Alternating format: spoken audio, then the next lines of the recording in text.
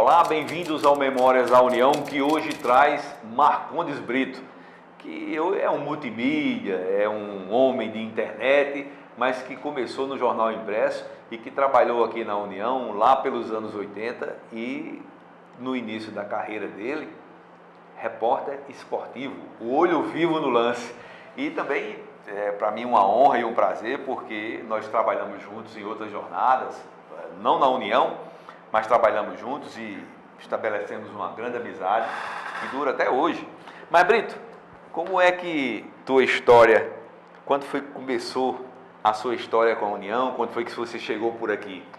Bom, Luiz, primeiro, obrigado pelo convite. Segundo, vamos fazer uma correção. Trabalhamos juntos na União, sim. Também é. Eu me lembro de ter chegado na redação da União no começo da década de 1980, e para ser repórter e ser colunista esportivo, e você já era da editoria de cidade geral, salvo engano. Ali a gente iniciou uma amizade e posteriormente trabalhamos juntos também no Jornal Norte. Mas olha, a União é um caso heróico de resistência do jornal impresso, que está vivendo uma crise mundial. Os jornais impressos no mundo inteiro estão com dificuldades, porque evidentemente a mídia mudou mudou completamente. A gente se lembra, Brito, que o jornal, por exemplo, japonês, o Asahi Shimbun, né, que era uma referência de uma tiragem de não sei quantos milhões de exemplares, 20 milhões de exemplares por dia. Parece que hoje no mundo não tem nenhum jornal com 1 milhão de exemplares. Então, eu estava comentando com você, antes de entrar aqui no estúdio, que fazia tempo que eu não pegava um jornal impresso nas mãos, e estou me sentindo até um tanto emocionado com essa situação, porque hoje a União mesmo eu leio online, os jornais do Brasil todo a gente lê online, a maioria das pessoas optou por isso. A maioria do mundo, dos jornais do mundo, né, Brito? É. Você pega o New York Times, o Washington Post, qualquer um. Mas, para quem é do tempo do jornal impresso, como eu sou e como você é sempre um prazer até inexplicável a gente pegar o jornal, folhear e achar as notícias aqui. A União foi uma escola para mim, uma escola para muitos jornalistas aqui da Paraíba. Eu vinha do Jornal Norte e fui para a União no momento em que não existia a EPC. A EPC é um modelo de gestão que eu acho elogiável do governo do Estado, porque juntou os veículos de comunicação do governo numa plataforma só. Né? Naquela época não existia isso, mas eu me recordo que Aguinaldo Almeida, que era o editor geral, ele pensou em fazer esse trabalho, vamos dizer, de cross-mídia entre os veículos do governo, porque eu era da Rádio Tabajara e era também do Jornal Norte. E ele me chamou para vir para a União, porque trabalharia em conjunto a União e a Rádio Tabajara, como vocês trabalham até hoje. E foi uma experiência riquíssima. A redação da União, entre outras estrelas, tinha Gonzaga Rodrigues. Que ainda hoje está aqui, né? Ainda hoje está aqui. Ainda hoje está, aos domingos, nos brindando aí com uma crônica maravilhosa, que só ele sabe fazer, né? Pois é, não tenha dúvida. Agora, e tinha Aguinaldo Almeida como o diretor de redação, que era uma referência. Eu me lembro que eu admirava muito o trabalho de Aguinaldo. Eu acho que ele não prestava muita atenção naquilo que a gente fazia no esporte, não, porque ele acho que certamente tinha coisa mais importante para fazer, mas ele era um cara que era referência para todos nós, era inspiração para todos nós. E Aguinaldo tem um detalhe, né, Brito? Aguinaldo, eu me lembro de uma conversa minha, velhinho, no início da profissão, e Aguinaldo com a professoral dizendo, olha, jornal é o lugar de dois tipos de pessoas. As que escrevem bem e as que pensam bem. Quando junto as duas, aí você tem um gênio. E aí eu tive depois o privilégio, quando eu fui diretor do Jornal Norte, de chamar Aguinaldo para ser diretor de redação na minha gestão lá no Jornal Norte. Era tanta a minha admiração pelo trabalho de Aguinaldo, pela genialidade que ele é como jornalista, que eu consegui depois me juntar a ele, e ele posteriormente foi substituído por você na função. Muita honra. E ele saiu do Norte porque quis sair, é bom explicar, mas na redação da União, eu consegui, nessa convivência com jornalistas, do Quilate de Aguinaldo, de Gonzaga Rodrigues e tantos outros, a gente consegue absorver muita coisa positiva. É como se fosse uma universidade até. Mas você já chegou na União graduado, porque você tinha experiência do Norte, né? Exatamente, eu vim para reforçar uma equipe que já era boa. Eu me lembro que a equipe tinha Geraldo Varela, encontrei com ele ali na redação, ainda está aqui, e tinha Tarcísio Neves, que também era um nome do esporte na época. Marciano, né? Marciano Soares, e nós fizemos grandes coberturas aqui pela União. Por exemplo? Por exemplo, a grande, inesquecível e histórica vitória do Botafogo sobre o Flamengo no Maracanã, 81, salvo engano. Mas, rapaz, você tem aqui, ó, nesse painel aqui, tem uma referência em algum lugar aqui, tem exatamente falando sobre, eu acho que está por trás desse banner, mas a vitória histórica do Botafogo no Maracanã. Eu estava lá trabalhando como repórter de pista para a Rádio Tabajara, o narrador era Eudes Toscano, e claro que aproveitei e fiz matérias também para a União. Foi uma coisa histórica, memorável, inesquecível, que teve um detalhe que hoje de manhã, antes de vir para cá, Luiz, eu tentei me lembrar do que aconteceu lá no Rio de Janeiro naquele jogo. Me lembrei de uma coisa interessante.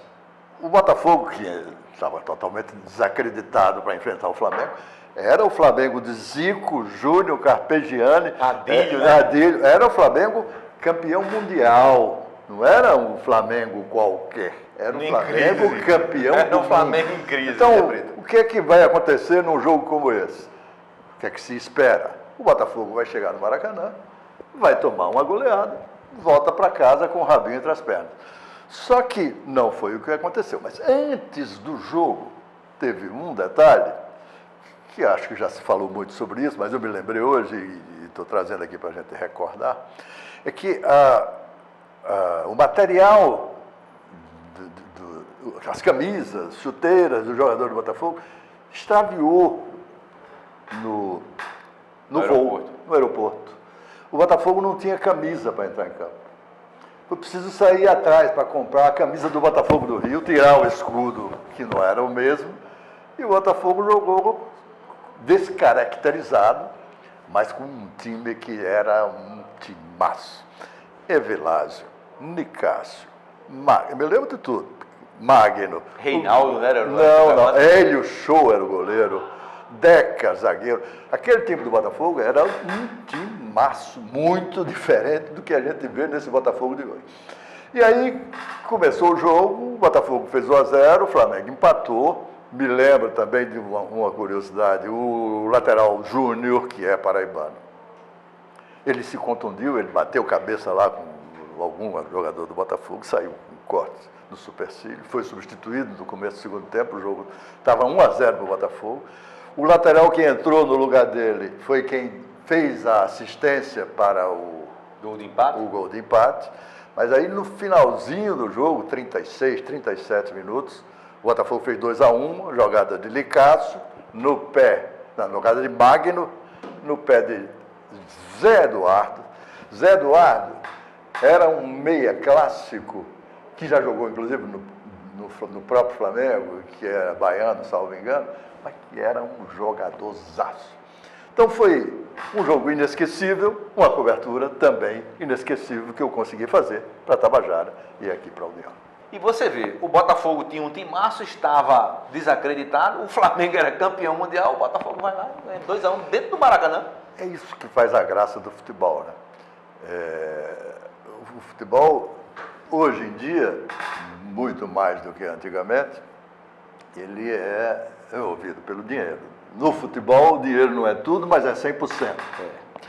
Mas existem essas exceções e essas coisas inexplicáveis do caso do PSG. Mas, em contrapartida, você vê, por exemplo, um time como o Manchester City, da Inglaterra, que também é um time valiosíssimo, riquíssimo, e que tem tudo para ser a nova potência do futebol mundial, acima, inclusive, de Real Madrid e Barcelona. Eu acho, eu estou chutando aqui, posso estar errado, mas tenho o direito de dar esse meu palpite também. Mas olha só, além dessa cobertura do Botafogo aí, que foi é uma história memorável, né? Eu me lembro também que você, na época que era repórter da União, você também era repórter da revista Placar, não era? Que era a revista de maior circulação de esportes no país. Inclusive, teve um problema com a Federação Paraibana de Futebol. Acho que você fez uma matéria com as denúncias de manipulação de resultado. Não me lembro exatamente o que era, mas que foi Foi uma história que a revista Placar, da época, o repórter dessa reportagem da Placar era simplesmente Marcelo Rezende. Ah, tá. Então, foi jornalista da Globo, da Record, né? Então ele estava fazendo uma matéria sobre podres poderes. E veio aqui na Paraíba, eu era o correspondente aqui, e tive apenas o trabalho de recepcioná-lo, mas toda a apuração, todo o texto, toda a responsabilidade da matéria foi de Marcelo Rezende, que era um grande jornalista investigativo, e ele fez uma matéria que falava de podres poderes de várias federações nacionais, inclusive a Federação Paraibana, uma matéria que teve uma repercussão grande. Anos depois, quando eu estava na Band, Marcelo Rezende também chegou na Band, a gente se encontrou, conversou sobre aquela época e tal, numa época em que as apurações eram muito mais trabalhosas e tal. E só para complementar aí, que você disse que no futebol dinheiro não é tudo, mas é 100%, eu me lembrei de uma frase do genial Nelson Rodrigues que diz: das coisas sem importância, o futebol é a mais importante. O né? Milton Neves, que virou um grande amigo meu, ele repete essa frase quase que diariamente, e isso é verdade, né? O futebol continua sendo o esporte mais apaixonante de todos. E eu vou te falar, Luiz, quando saí da União, irrequieto, pouco tempo depois eu fui embora para Brasília, passei pelo Correio Brasiliense, depois eu virei cartola, vamos dizer assim, porque eu saí da redação, fui ser executivo, voltei para Paraíba como superintendente dos Diários Associados, depois fui para São Paulo, virei diretor da Band, mas, voltando a falar de futebol, só fui feliz mesmo quando eu trabalhei por esportes.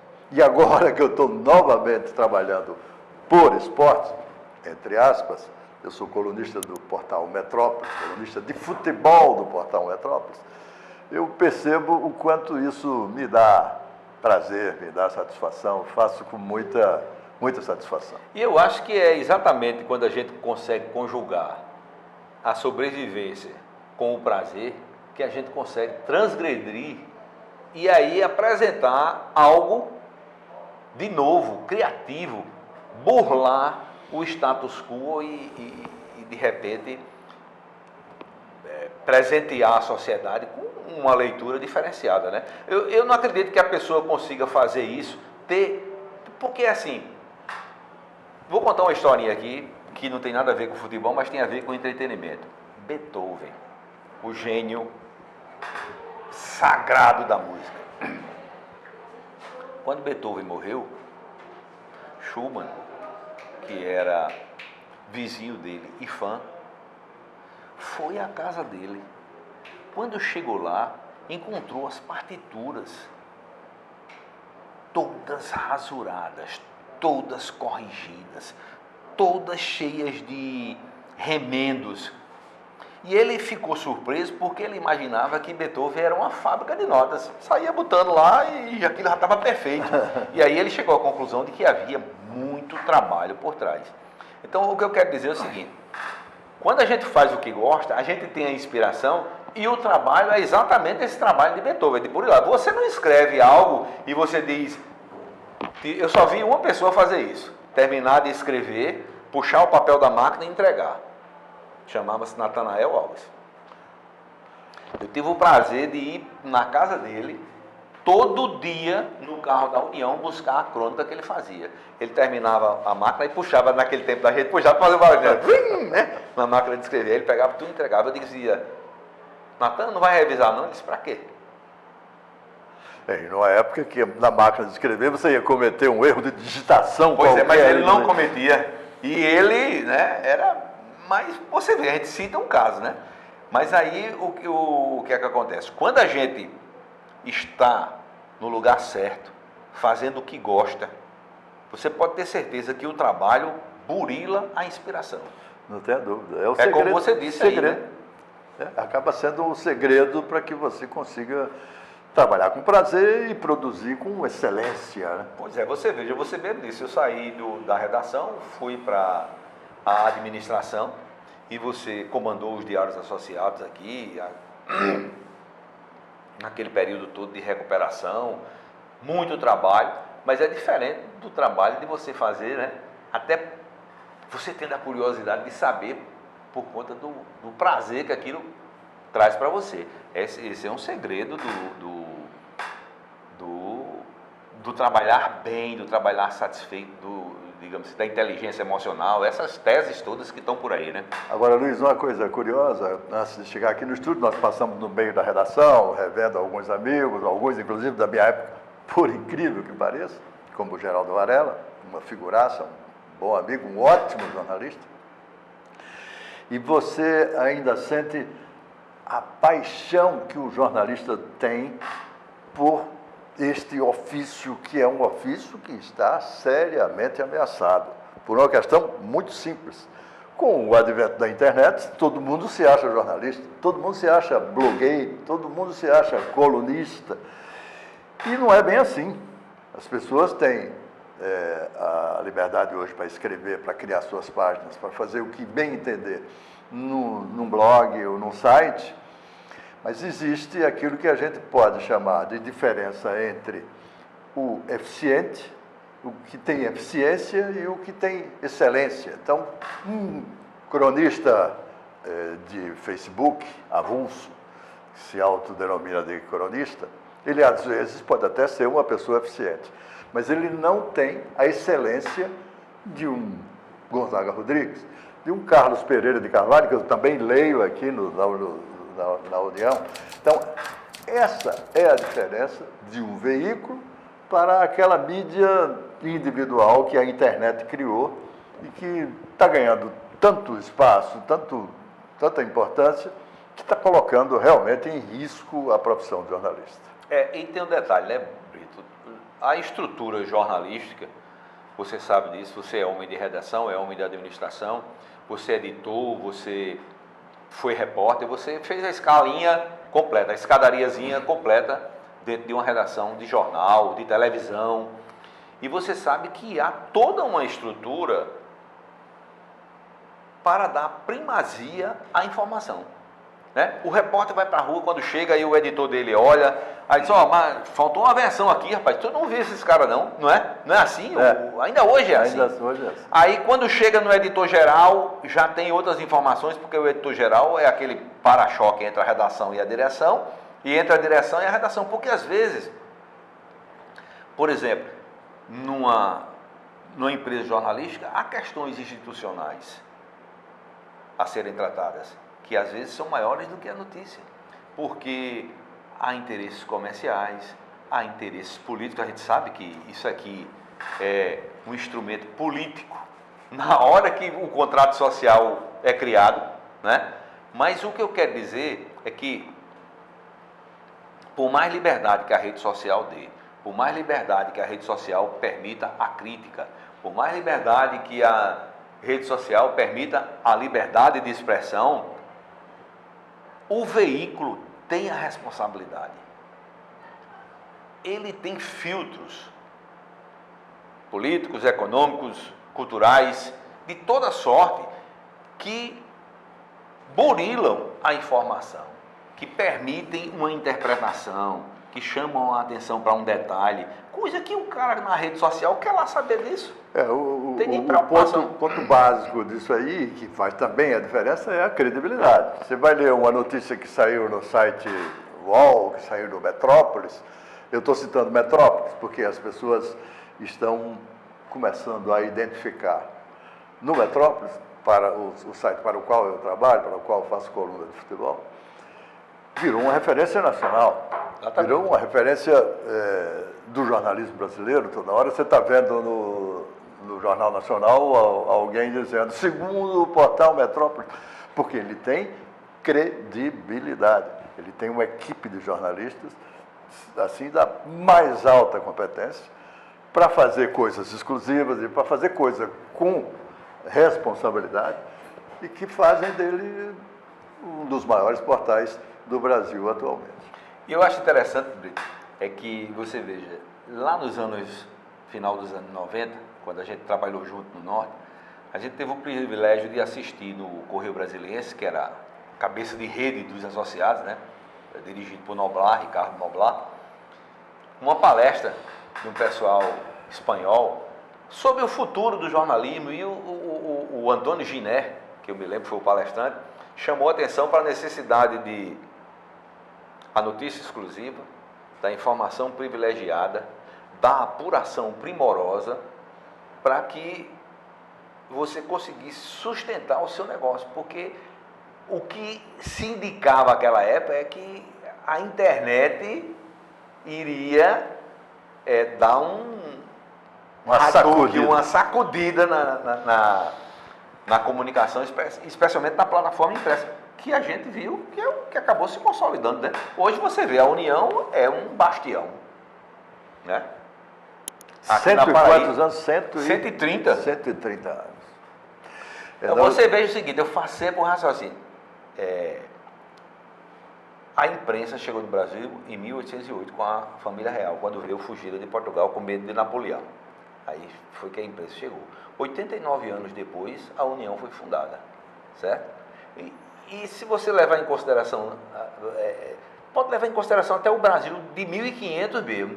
Você vê, o Brasil tem 523 anos, a União tem 130, então um quarto da história do Brasil passou pelas páginas da União. Se for de 1808 para cá, que foi a época que a família real trouxe a prensa, essa coisa toda, e que permitiu a imprensa, a União está para e passo com a história do Brasil. Foi interessante você lembrar esse episódio aí dessa palestra. Eu não estava nem lembrado. Obrigado por me lembrar. Mas eu me lembrei de outra que eu também, na época que eu estava nos Diários Associados, eu fui para uma palestra promovida pela ANJ, Associação Nacional de Jornais, no Rio de Janeiro, a sede do jornal O Globo. Que Paulo Cabral era inclusive o presidente, né? Que era o presidente dos associados. Paulo Cabral de Araújo era o presidente dos associados e era o presidente também da ANJ. E tinha um americano lá falando sobre o Jornal do Futuro. E esse cara trouxe tanta novidade que os velhinhos da ANJ, acho até que naquele momento, eles não só duvidaram do americano, como eles não acreditaram em nada e ficaram até aborrecidos, porque o cara simplesmente, estou falando de 1997, 98 mais ou menos, não existia nem a internet da forma que ela existe hoje. E ele disse, o futuro dos jornais, o jornal vai ser um jornal em tablet. E aí ele pegou uma prancheta dessa, aquela Eucatex que a gente usava para... E mostrou como seria, na visão dele, o jornal do futuro. Você vai chegar no jornal, que entra aqui na União, vai comprar esse tablet, você vai alugar esse tablet por 6 meses, que é o período de uma assinatura mínima. Semestral. E esse tablet aqui, você vai... todo dia, na hora que você ligar ele na tomada, isso na visão desse cara, desse visionário americano. Vai aparecer uma tela na sua frente com todas as notícias que estão na primeira página desse jornal. Você vai clicar aqui no jogo do Botafogo contra o Campinense, que aconteceu ontem, e você vai ver o gol do Botafogo. Como é que vai poder acontecer isso? Pelo amor de Deus. Você vai ir no seu carro para o trabalho, vai botar esse tablet no banco de passageiro, vai clicar ali e ele vai lendo a notícia para você até você chegar no trabalho, para você não se preocupar com nada. Quer dizer, esse cara sabia de tudo. Está acontecendo exatamente isso hoje, está aqui no celular da gente, tudo está aqui. E os velhinhos da FIFA, como a gente brincava com os velhinhos da NJ, os velhinhos ficaram aborrecidos, esse cara é um maluco, ele quer quebrar o nosso negócio. O nosso negócio. A gente trouxe um cara dos Estados Unidos aqui para nos dar aula de jornalismo e ele está dizendo que nós vamos quebrar tudo. Pô, e você veja, desde que ele disse isso, quantos já quebraram? Na Paraíba mesmo, você veja, Brito, houve uma época que nós tínhamos um momento, Jornal da Paraíba, Diário da Borborema, aliás, Diário da Borborema, o único jornal da rede de associados, fundado por Assis Chateaubriand, diga-se de passagem, né? Porque todos os outros Chateaubriand comprou.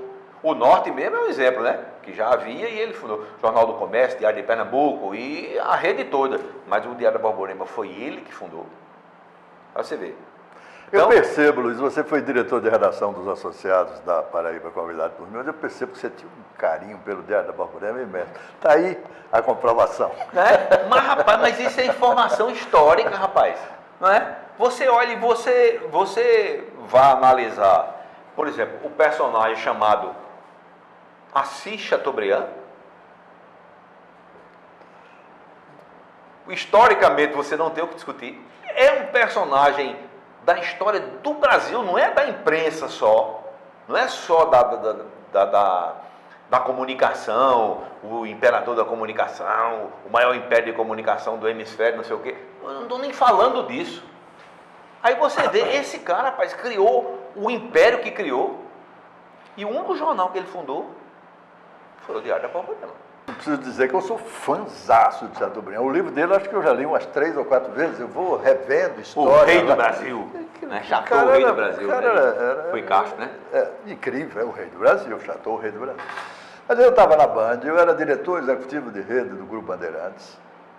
E um belo dia, o dono da Band, o presidente da Band, John Saad, começou a falar sobre Chateaubriand, que ele admirava Chateau pelo pioneirismo, pela forma como ele trouxe a televisão para o Brasil. Você se lembra que, na época que ele criou a Rede Tupi, que era a primeira televisão do Brasil, alguém chegou para ele e falou: doutor Assis, e agora, quem é que vai nos assistir? Ninguém tinha televisão no Brasil.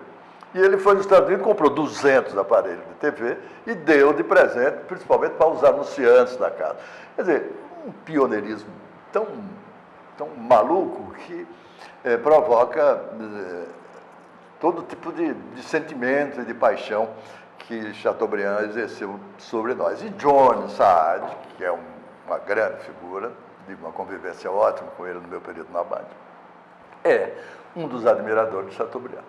E encomendou para nós um documentário sobre a vida de Chateau.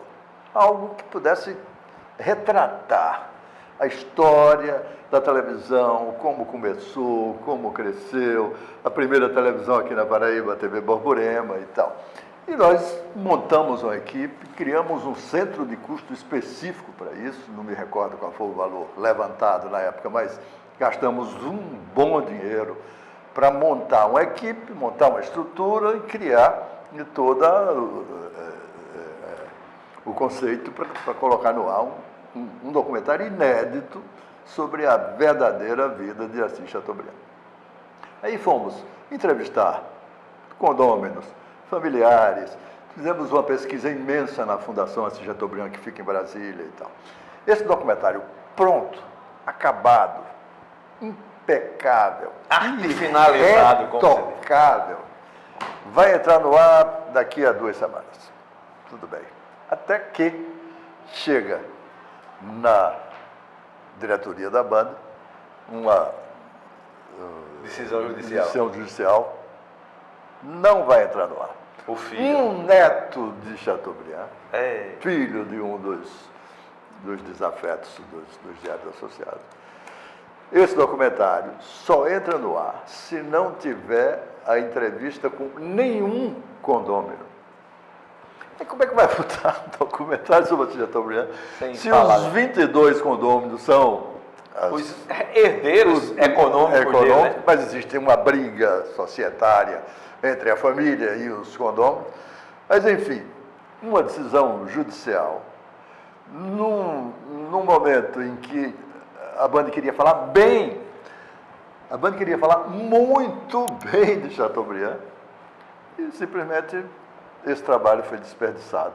E você veja, né, Chateaubriand, olha, foi na comunicação, foi indigenista, né, porque foi um cara que apoiou as ações, algumas ações para proteção de índio, foi um empresário com visão, né, de outros setores que sequer no Brasil ainda eram incipientes, digamos assim. Ele já botou a indústria química, a indústria agropecuária, né? E é paraibano, né? Aqui. Não sei nem se Chateaubriand tem alguma história com a União, eu acho que não tem não, mas...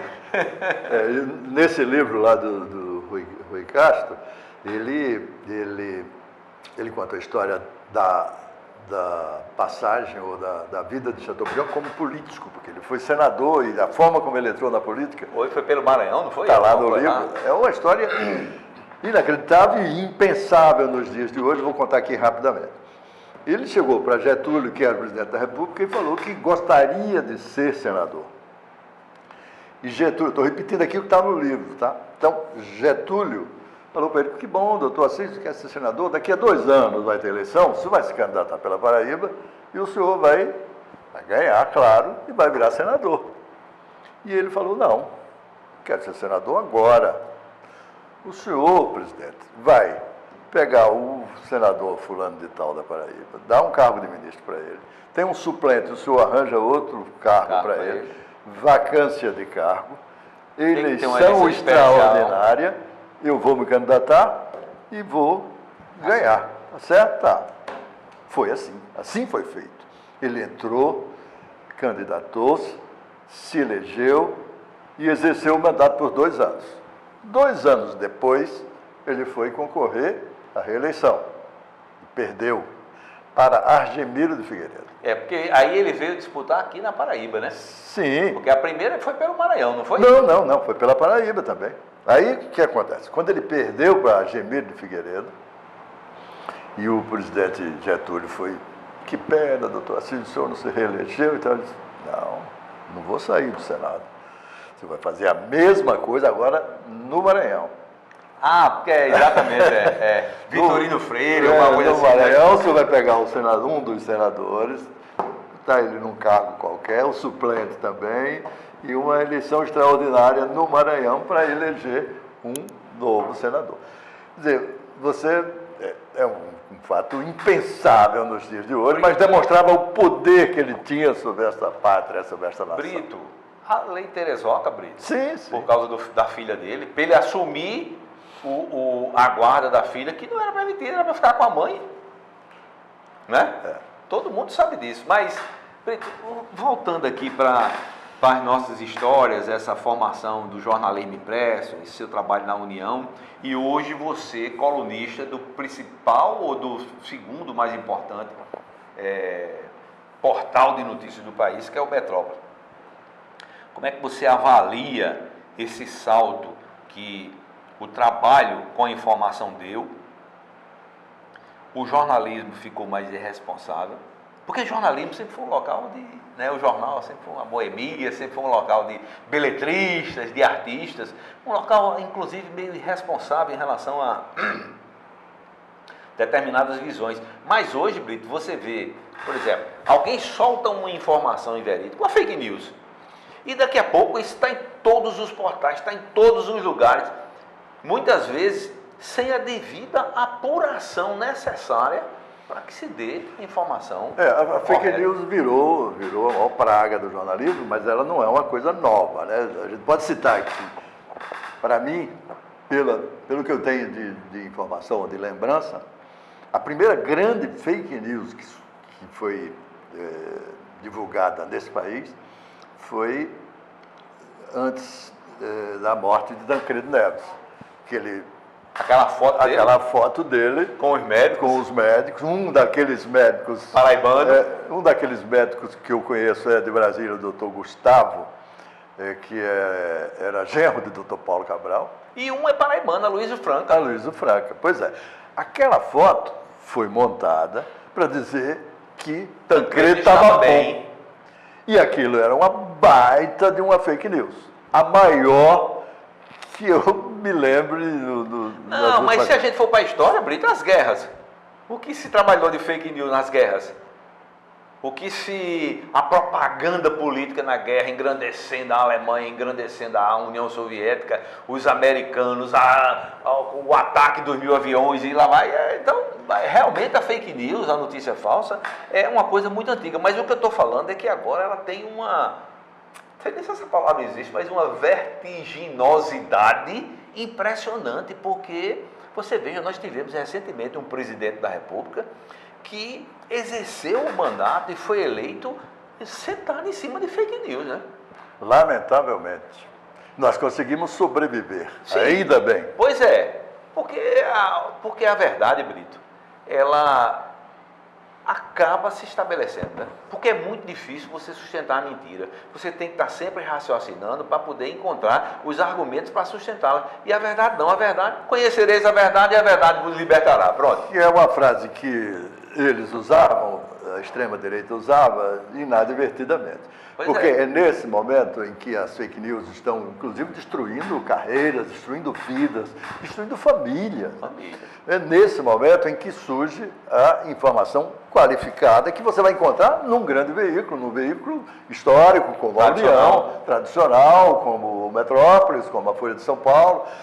E as pessoas que abriram mão do noticiário responsável e estão dando fé, dando credibilidade a notícias de WhatsApp, essas pessoas estão contribuindo fortemente para a disseminação da fake news, que é uma praga desgraçada. E que preocupa o mundo todo, né? Você vê que em todo canto agora, se bem que a legislação em alguns países é muito mais virulenta com relação a isso, né? Sempre foi. Você veja que, por exemplo, eu me lembro de uma das nossas discussões quando você dirigia o Norte aqui e eu estava lá no comando do jornalismo, era a questão de como a gente não enveredar pela pauta do crime. Não sei se você se lembra dessas conversas.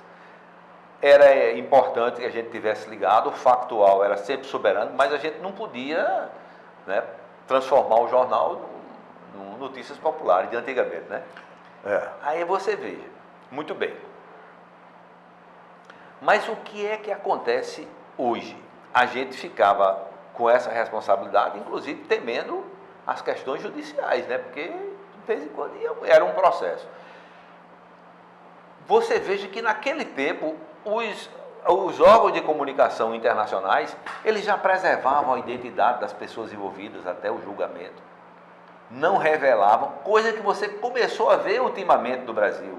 O sigilo da investigação é preservado, você não tem acesso à informação, embora eu acho que esse não é o papel da imprensa, não. O papel da imprensa é noticiar. Quem quiser que esconda, que bote debaixo da lei, mas o papel da imprensa é noticiar e a população tem o direito à informação.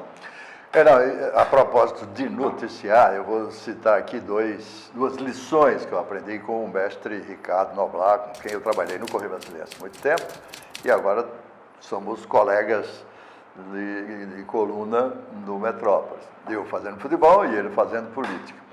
Mas eu acho que eu já falei isso nas nossas conversas na redação do Norte, na nossa época lá.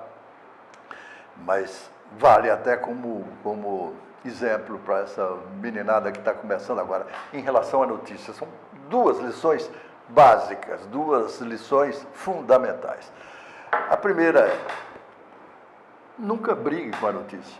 Você não pode brigar com o fato. Então você vai cobrir ali uma entrevista do deputado fulano de tal, você sabe qual é a verdade, e ele está dizendo uma coisa completamente diferente. Você não pode brigar com o fato. Esse fato vai ter que se sobrepor àquela versão. Vai ter que ser confrontada, né? Confrontada. Você se lembra de Alberto Dines que dizia: se você brigar com a notícia, se você esconder a notícia, a esquina dá. E outra coisa, na hora que você sai para entrevistar alguém, ponha na cabeça uma coisa fundamental. Nada é exatamente como lhe dizem. Mas isso não é só numa entrevista, não, isso é em tudo. Nada é exatamente daquela forma que alguém está tentando passar para você. Então, apure. Que o nosso Lulu Santos, que você gosta, que é guitarrista, já dizia, né, que nada... do que foi, será? Do jeito que já foi um dia, né? Mas não é nem esse o conceito. O conceito é, as pessoas, na hora que estão contando a história, aqui mesmo eu posso ter até exagerado num ou no outro ponto, sem necessariamente estar mentindo, mas nada é exatamente do jeito que você está dizendo, do jeito que você está ouvindo. E assim você vai apurar, assim você vai chegar à informação que você precisa com a maior fidelidade possível para o seu leitor, para o seu ouvinte, para o seu telespectador. Ainda hoje eu me lembro de uma lição do Noblar. Naquelas idas que a gente ia a Brasília para o Correio Brasiliense, para sempre, né, beber na fonte, porque não é indiscutível a capacidade dele, né? Parece que Noblar é um abduzido no jornalismo, né? Aí plano real, plano cruzado, Fernando Henrique Cardoso, né? Essa história eu soube depois. Não, o Fernando Henrique já foi o plano Plano real. real, plano real. Aí disse que Noblar chamou a equipe e disse, olha, eu quero uma fala de Pedro Malan sobre o plano real. Não, do próprio Fernando Henrique, E do que próprio- era ministro da Fazenda. Eu quero amanhã, aqui no jornal, uma opinião de Fernando Henrique sobre determinado assunto. E aí isso numa reunião de pauta e o pessoal da economia saiu atrás para achar Fernando Henrique, procurou a cidade inteira, ele morava no clube da academia de tênis, que tinha um hotel muito bom. Não acharam Fernando Henrique, não acharam ninguém e tal. E na hora de fechar a capa, Noblar chama a equipe toda, sim, como é, o Fernando Henrique falou o quê? E aí o coordenador de economia disse, olha, Não está em Nova York, não está no escritório não de São achamos Paulo. o cara, ele não está em Brasília, não está no Rio, não está em São Paulo, não está em lugar nenhum. Tá. Noblar era um gênio, é um gênio. Se ele por acaso tiver assistido isso aqui, ele vai entender por que eu admiro tanto ele. Não achou? Tá. Tudo bem. A próxima pauta qual é? Tá. Olha, deixa eu só te avisar uma coisa. Se algum jornal amanhã der Fernando Henrique, você não precisa nem vir. E o JB deu. E o cara foi demitido. Eu não me lembro nem quem era o nome do coordenador, mas essa história também, histórias de redação que a gente convive, aprende e não esquece jamais. Não, mas eu digo assim, o problema aí não é a demissão, não é a dureza com que Noblar encarou, é a sensibilidade dele de saber que a fala de Fernando Henrique era fundamental e que o jornal tinha que virar de ponta cabeça, mas tinha que ter no outro dia. O nome disso é jornalismo, que hoje muita gente finge que faz, mas não faz direito. Que eu acho também, Brito, que tem muito dessa nova época que a gente está vivendo da informação, que a gente já tocou aqui nela várias vezes e volta, vai e volta, porque, por exemplo, eu me lembro, eu comecei no curso de comunicação e eu participei, eu fiz parte de uma plaquete que a União editou sobre, ouvindo as pessoas sobre a importância da comunicação, e a gente ouvia professores e tal, e eu me lembro muito bem que uma vez eu vi o pessoal da comunicação e a Aguinaldo chegou e disse, rapaz, cadê a outra versão? Por que não escutou Bill Ramos, que está na API e, outro lado. E é contra o curso de comunicação, tal, né? Então você vê, havia sempre essa preocupação. Hoje, o que é que eu percebo? Pode ser que eu esteja enganado. Você dá uma pauta, o coleguinha manda uma mensagem para a fonte que deve ouvir e fica aguardando que a fonte responda aquela mensagem que mandou pelo WhatsApp, por e-mail, qualquer coisa.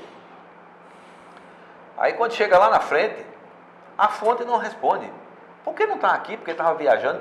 Por quê? E aí a pessoa disse, não, ele não respondeu a minha mensagem. Aí eu me lembro da história de Noblar. Ó, se não tiver amanhã, se tiver aí algum outro veículo, uma declaração de Fernando Henrique, você não precisa nem vir aqui. Por quê? Porque o cara tem consciência de como a informação é importante, de como é fundamental que o veículo dele dê a informação, e, no entanto, essa coisa eu tenho notado que está desaparecendo. Se tiver, tudo bem, se não tiver, dá depois. Luiz, a gente que labutou no batente da redação e tal, por isso que a gente admira essas figuras que tratam a notícia com essa responsabilidade. Então, figuras como o Ricardo Noblar e como o Aguinaldo Almeida, que também deve estar nos assistindo. Aguinaldo, você é craque, cracaço, camisa número 10 para você.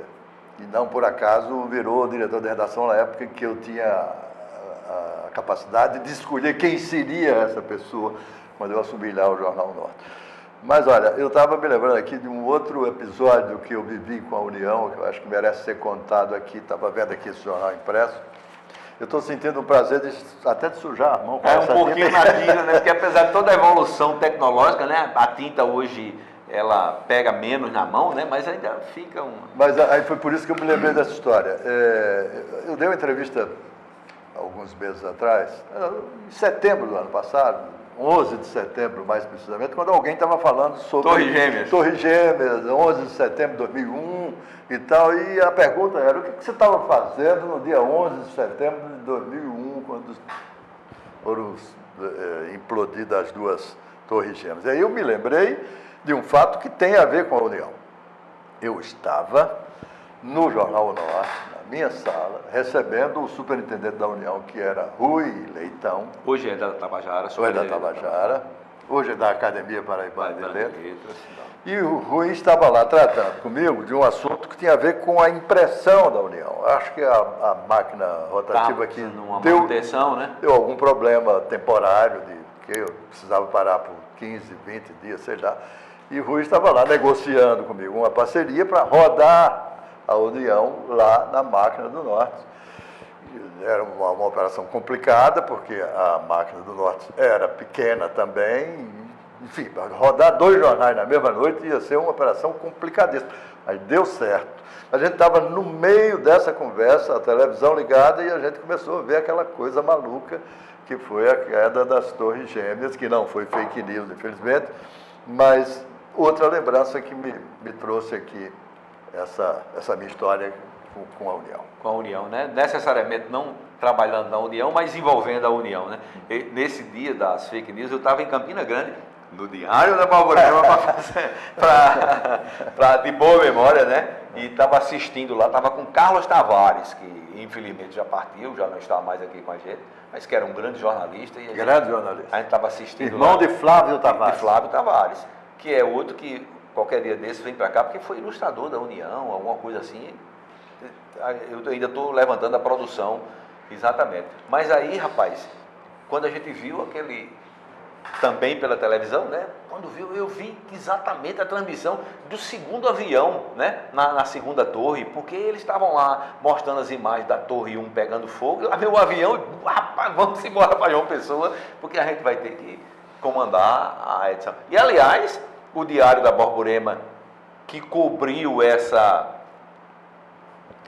tragédia, a primeira página foi Prêmio Extra de jornalismo. Um assunto acabou puxando o outro, muito interessante. Pois é. O Diário da Borborema fez a melhor capa do Brasil. Exatamente. Na cobertura daquela tragédia.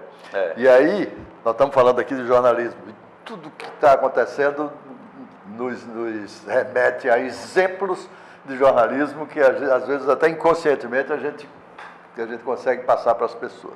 Essa capa, que você lembrou muito bem, do Diário da Borborema, ficou uma capa ilustrativamente perfeita.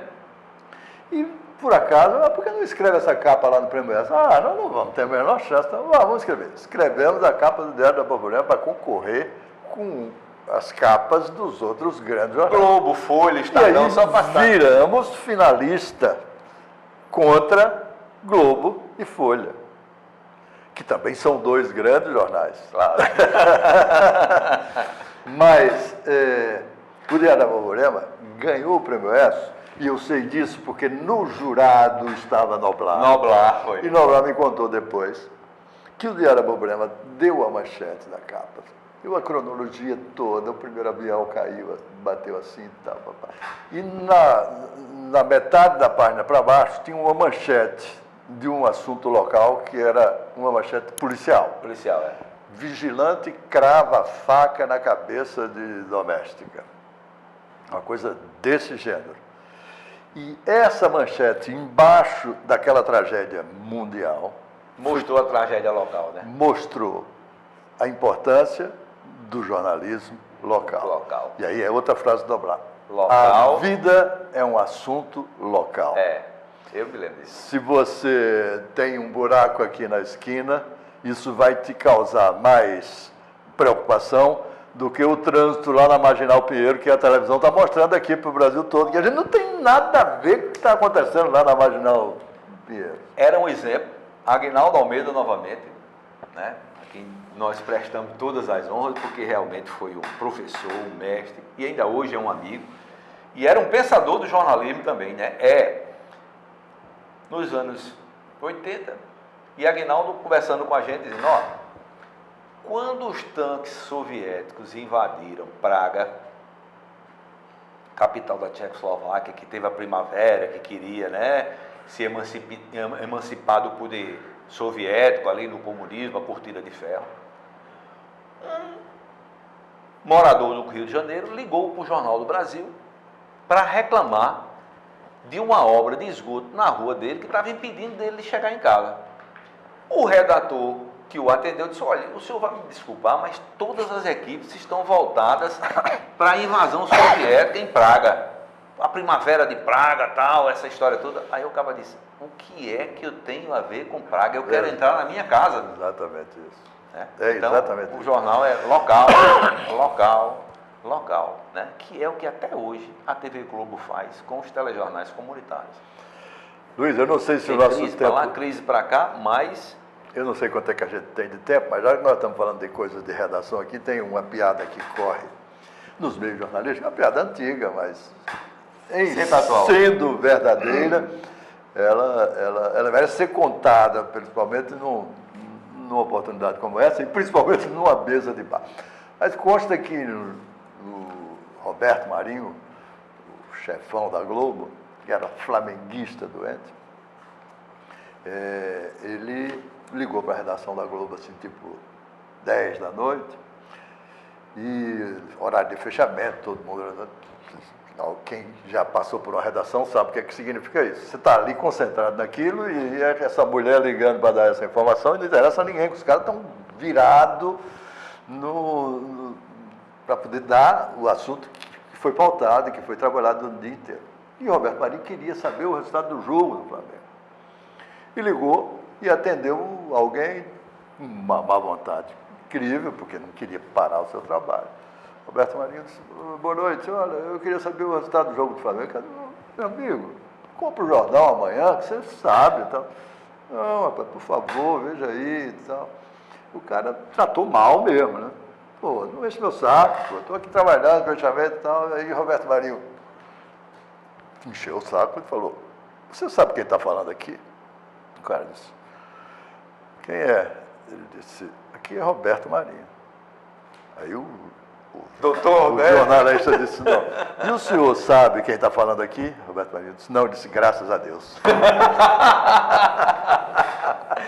Como é que você vê aí o caminho da mídia impressa, tão antiga, tão consolidada, e nessa concorrência com a velocidade do celular, da tecnologia? Eu, de alguma forma, eu estou me reinventando a cada dia no jornalismo, principalmente depois que eu entrei no Metrópolis, porque eu passei a conviver com esse novo modelo de buscar e de transmitir a notícia. E a redação do Metrópolis só tem fera. Os caras são muito bons. E essa é a reinvenção que precisa ser feita em todos os veículos. Porque a dificuldade do veículo impresso não é apenas a dificuldade de pagar pelo papel e tal, é a dificuldade de distribuição desse produto. Então, você logística, né, Brito? Você vai acordar amanhã de manhã com um jornal, você imagine, a Folha de São Paulo teve uma época, eu me lembro disso, é outra história para a gente contar.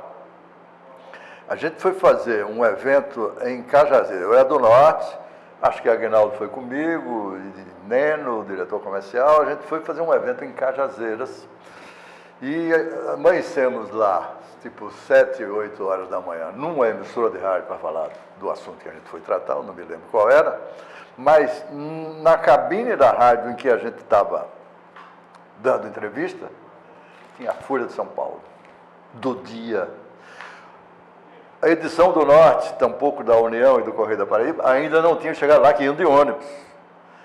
A edição da Folha estava na cabine de rádio.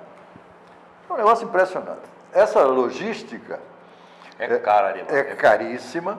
Os jornais desistiram dela, os grandes jornais desistiram dessa distribuição maciça pelo país inteiro. Mas eu acho que se porventura um dia não existir mais jornal impresso e eles todos migrarem para o digital, a essência do jornalismo vai continuar. A busca pela nova maneira de captar e distribuir a notícia que é o grande desafio. Tudo isso com aquela importante ressalva de que a credibilidade do veículo vai fazer toda a diferença em relação àqueles que criam suas próprias páginas, seus próprios veículos domésticos. E a gente volta a um conceito antigo, que é a busca da excelência, né? Sim. Em tudo que se faz, Em procurar tudo. fazer o melhor. Em tudo que se faz. E você veja uma coisa, Brito, que eu fico imaginando também, é o seguinte, a gente sabe que quase 100% do papel utilizado para fazer jornal é papel de reflorestamento. Então, não se está, digamos, destruindo as matas virgens, nem algo que seja, digamos assim, ameaçado de extinção. Não, esse papel é um papel fruto de reflorestamento, de eucalipto, não sei o quê, papapá. Mas no dia que os xiitas e xaatos da conservação ambiental, né, da defesa do meio ambiente, começarem a pegar no pé por causa do uso do papel ainda, que tem que vir de uma árvore. Sim. E eu não sei se mudou alguma coisa, Luiz Carlos, talvez você saiba, mas na minha época aqui de dirigente dos Diários Associados, o papel que a gente usava para imprimir o Jornal Norte tinha que ser necessariamente um papel importado. Ele era ou chileno ou canadense, porque... Finlandês também, né? Sul-africano. Se a gente tentasse usar o papel nacional, ele tinha problema na rotativa, ele quebrava muito no meio da impressão. Tal. Não sei se esse ainda é um problema, mas olha só a dificuldade que é de você adquirir uma matéria-prima pagando em dólar e você ainda está contribuindo para a destruição da floresta mundial, no caso. E outra coisa que eu acho interessante, Brito, é a capacidade que nós jornalistas tivemos de adaptação às novas tecnologias, porque eu me lembro, mas a gente sentava naquelas maquinazinhas da redação, botava o papel já estava cortadinho, a gente botava 70 toques, né, por linha, né, aqueles títulos que a gente colocava, eu acho que até eu me lembro de uma história sua, AS da F1 no DF, não é? 5 de 2. Tá vendo? Um título com cinco linhas de 2 toques. De 2 toques, né? E Nelson Piquet tinha chegado a Brasília, né? E a solução foi essa. E você vê a solução criativa, né? E a gente, de repente, com o advento da tecnologia, não tem mais esse problema. Não tem mais. Agora, os jornais, realmente, eles precisam se reinventar, todos eles. As revistas impressas também, eu acredito que estão, aos poucos, migrando para a assinatura digital. Não tem outra saída, não tem outra alternativa, porque os novos tempos vão... Você veja uma coisa também que está mudando muito na mídia. Já que já estamos falando de jornal, mas vamos falar também de televisão. Eu vi esses dias uma notícia de que a Rede Globo renovou o contrato para as transmissões da Copa do Mundo de 2026. A FIFA tentou empurrar para a Globo uma renovação que alcançasse também a Copa do Mundo de 2030, que vai ser provavelmente na América do Sul.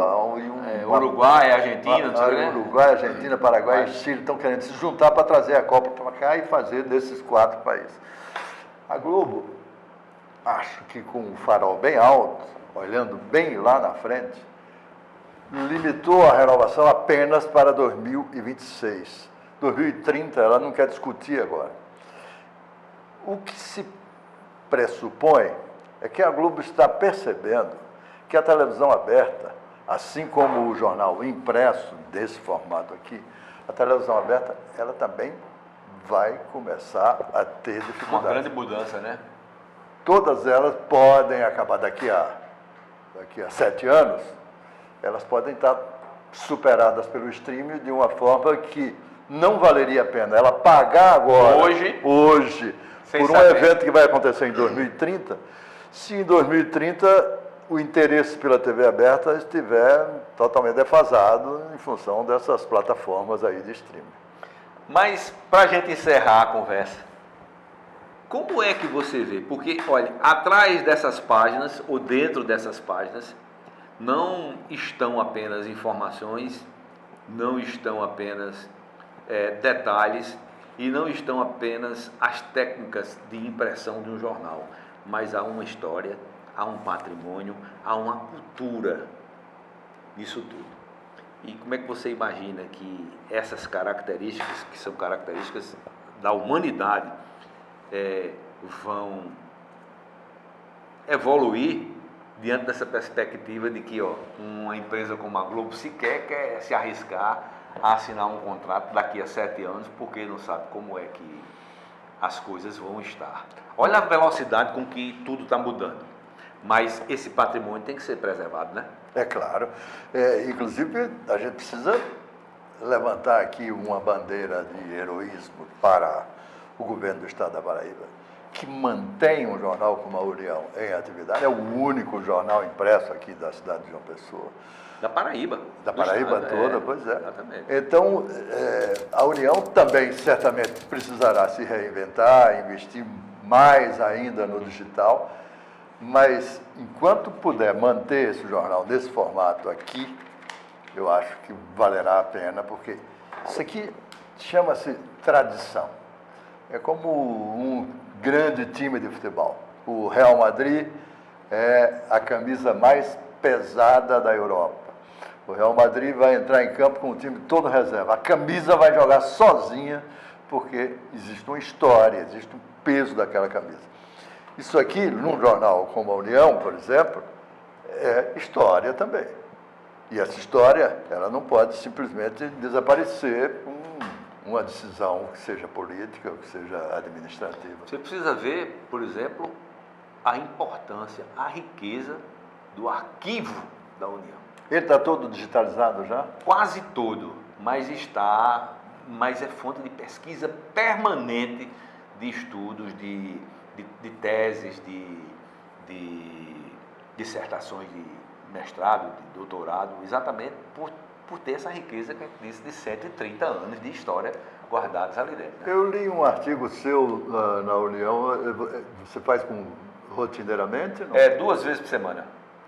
Quais são os dias? Terças e sábados. Deixa eu anotar aqui. Tá vendo? Terças e sábados, mas é isso, né? Mas, Marcondes Brito, foi um prazer, uma honra, né, revê-lo, lhe abraçar. A gente que tem parte de nossa vida profissional tendo confluído, né, para uma história comum nos associados, aqui na União mesmo. Eu no início de carreira, você já chegando com um pouquinho de experiência, depois você deu outros saltos, eu fui para outros caminhos, mas muito obrigado pela sua presença aqui, e a vocês a nossa eterna gratidão, né, pela audiência, e até o próximo Memórias à União.